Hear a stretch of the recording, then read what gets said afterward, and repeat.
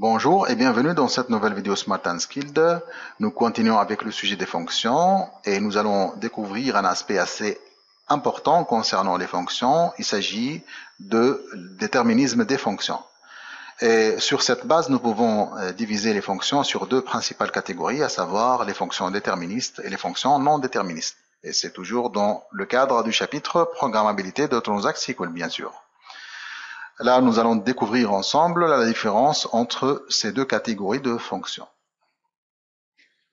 Une fonction dite déterministe, si elle renvoie toujours le même résultat avec le même ensemble de paramètres d'entrée, c'est-à-dire si on entre toujours les mêmes paramètres, on reçoit toujours la même valeur renvoyée par la fonction en question. Voici quelques exemples de fonctions déterministes qui sont des fonctions système, à savoir month, year et isNull. Une fonction dite non déterministe, si elle peut potentiellement renvoyer une valeur qui est différente à chaque fois qu'elle est appelée, avec le même ensemble de paramètres d'entrée. Donc c'est tout à fait le comportement contraire de celui d'une fonction déterministe. Un exemple de fonction non déterministe est newID qui renvoie à chaque fois un nouveau identifiant. Donc à chaque appel, il y aura le renvoi d'une nouvelle valeur d'identifiant qui est différente de celle de l'appel précédent. Une fonction déclarée with schema binding empêchera toute modification des colonnes, ce qui renforce, mais ce qui ne garantit pas en même temps l'aspect déterministe d'une fonction. Il faut faire attention à ça.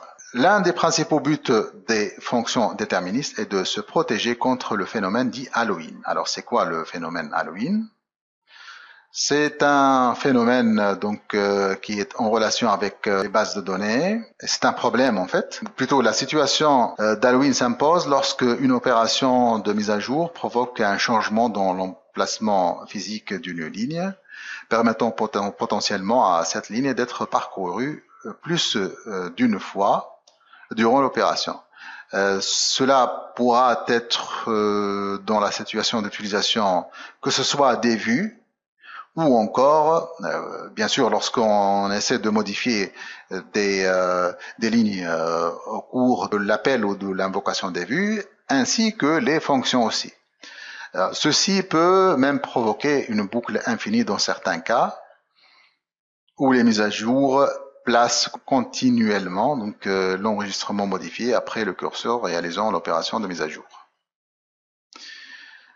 Donc c'est un problème qui peut nuire ou perturber le cycle d'exploitation d'une base de données. C'est pour cela que nous devons plutôt utiliser les fonctions déterministes au maximum et éviter donc au maximum les fonctions non déterministes, surtout lors de leur emploi dans les cas complexes et qui présentent des modifications au niveau de données. Là, on va passer à Management Studio. Je vais juste, pour tester les fonctions déterministes et non déterministes système que nous venons de citer. Donc, je vais commencer tout d'abord par une fonction non déterministe. Select newID. Donc, à chaque fois, cette fonction va retourner une nouvelle valeur. Ça va retourner un GUID. Là, je vais l'invoquer deux fois pour vous montrer qu'à chaque fois, il y aura une nouvelle valeur. Donc, cette deuxième valeur diffère de la première. Par contre, pour le cas d'une fonction déterministe, si par exemple on utilise la fonction month là, ça doit avoir donc un argument, ça sera getDate. Pour la même date, ça va renvoyer toujours la même valeur. Comme vous le remarquez, il n'y aura pas de changement à chaque fois qu'on invoque cette fonction. Voilà. Ce qu'on a vu au cours de ce volet en entier, nous avons tout d'abord commencé par présenter les fonctions. Ensuite, nous avons traité le cas des fonctions scalaires, où nous avons vu comment donc définir des fonctions scalaires, comment utiliser les options avec les fonctions scalaires. Rappelons que nous avons vu les deux cas d'options, à savoir returns null on null input et called on null input.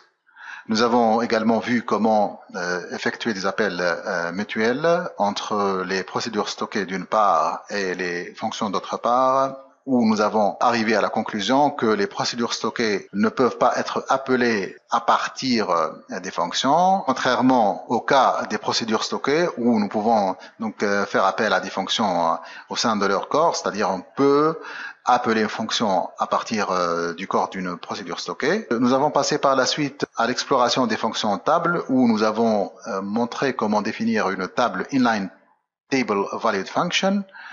Ensuite, nous avons aussi montré comment définir une MSTVF ou Multi-Line Statement Table Valued Function. Nous avons essayé de dégager les différences entre ces deux catégories de fonctions tables ou sous-catégories de fonctions tables. Ensuite, nous avons vu l'aspect de déterminisme des fonctions. Nous avons mis l'accent sur la différence entre les fonctions déterministes et les fonctions non déterministes. Au revoir et à la prochaine vidéo Smart and Skilled.